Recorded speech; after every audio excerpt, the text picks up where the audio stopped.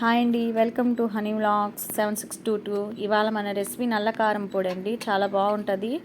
ఫస్ట్గా బాండీలు పెట్టుకొని ఆయిల్ వేసుకొని ఎండుమిరపకాయలు 10 తీసుకున్నానండి.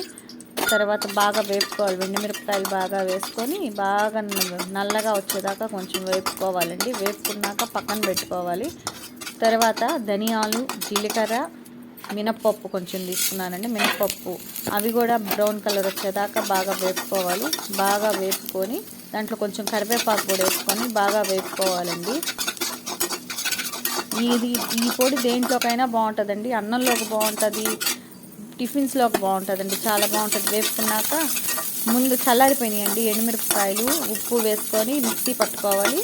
తర్వాత ఇవి కూడా వేసేసుకొని బరగ్గా మిక్సీ పట్టుకోవాలండి. తర్వాత వెల్లుల్లి వేసేసుకొని మిక్సీగా పట్టుకోవటం అంతేనండి.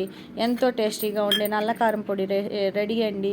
ఒకసారి ట్రై చేయండి, చాలా బాగుంటుంది. Thanks for watching.